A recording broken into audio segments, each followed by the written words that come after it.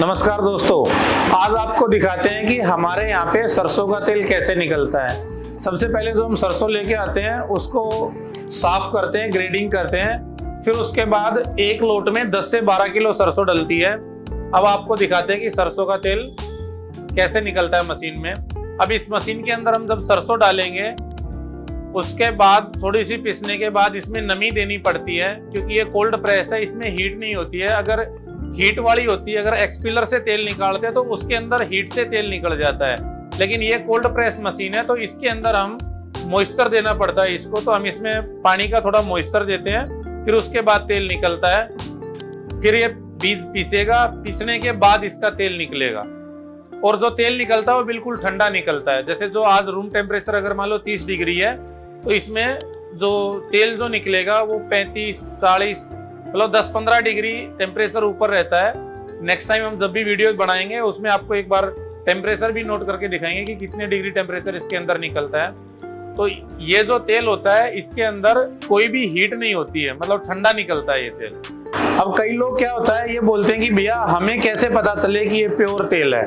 तो हमारा एक ही उत्तर है कि आप जहां से भी तेल ले रहे हो अपने सामने निकलवाओ। कई बार कस्टमर क्या होता है वो आके तेल की खुशबू लेता है कि इसमें सरसों की खुशबू आ रही है क्या, इसके अंदर जलन आ रही है क्या, जो धांस आती है जिसमें आंखों में धांस लगती है। जैसे अभी हमारे यहाँ पे तेल निकल रहा है तो हम खड़े हैं तो हमें आंखों में धांस आ रही है हमारे अभी भी। तो कई बार क्या होता है कस्टमर बोले भैया इसमें धांस आती है या नहीं आती है। तो आजकल मार्केट के अंदर क्या है, केमिकल इतने आ गए हैं, आप जैसी बोलोगे वैसी तो खुशबू ले आते हैं, आप जैसा बोलोगे वैसी धांस आ जाएगी। तो सबसे बेस्ट यही है कि आप अपने सामने बैठ के तेल निकलवाओ। खुशबू से या धांस से आप नहीं पता कर सकते हो कि वो तेल प्योर है या नहीं है। दूसरा क्या होता है कि मार्केट के तेल में और हमारे तेल में क्या फर्क है कि जो मार्केट में जो तेल अभी आ रहा है वो कच्ची घानी पंजेंसी के ऊपर लिखते हैं, उसमें कि कितनी पंजेंसी है उस हिसाब से उसका आधार होता है कि वो कच्ची घानी है या नहीं है। एक्चुअल में कच्ची घानी होता है कि जो तेल निकल रहा है वो ठंडा निकले। कच्ची घानी का मतलब ये होता है कि तेल हीट ना हो, ज्यादा गर्म ना हो। मार्केट के अंदर जो तेल आता है वो एक्सपीलर से निकलता है, तो एक्सपीलर में जो तेल निकलता है वो लगभग 42% अगर सरसों की लैब होती है तो वो उसमें 40-41% के आसपास तेल निकाल लेते हैं। कुछ तो वो एक्सपीलर में तेल निकालते हैं, उसके अंदर जो हीट हो जाता है तेल तो वहां पे तेल की गुणवत्ता खराब हो जाती है। कुछ क्या करते हैं फिर जो खड़ के अंदर भी तेल रह जाता है ना, जैसे जो बाई प्रोडक्ट आ गया, खड़ बच गई तेल निकालने के बाद, उस खड़ को भी ये सोलवेंट प्लांट में भेजते हैं, वहां से भी उसका तेल निकालते हैं। मतलब बिल्कुल उनका टारगेट जो रहता है वो रहता है कि हम इस सरसों के अंदर से जितना हो सके उतना तेल निकाल लें, बिल्कुल निचोड़ लेते हैं उसको। लेकिन अपने यहाँ पे ये होता है कि अपन जो कच्ची घानी में जितना तेल निकल गया उतना ठीक है, लगभग 25 से 28% के आसपास तेल निकलता है।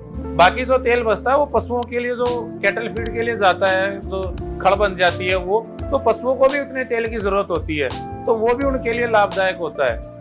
तो इसलिए जो कच्ची घानी का तेल होता है उसके अंदर कोई केमिकल नहीं लगता है, ना वो हीट होता है। तो ये फर्क है मोटा मोटा। और आपसे रिक्वेस्ट है, आप कहीं से भी आप तेल ले रहे हैं अपने सामने बैठ के तेल निकलवाएं। अब जैसे क्या होता है कि आप सरसों का तेल तो कच्ची घानी का ले लिया, आपने सामने बैठ के निकलवा लिया, या जहाँ पे आपको पूर्णतः विश्वास है वहां से आपने तेल ले लिया। लेकिन कई बार क्या करते हैं कि लोग घर पे ले जाके उस पूरे तेल को एक बार गर्म करेंगे ताकि उसकी पंजेंसी निकल जाए, उसकी धांस निकल जाए, फिर उसके बाद उसको ठंडा करके स्टोर करते हैं। ये बहुत गलत है।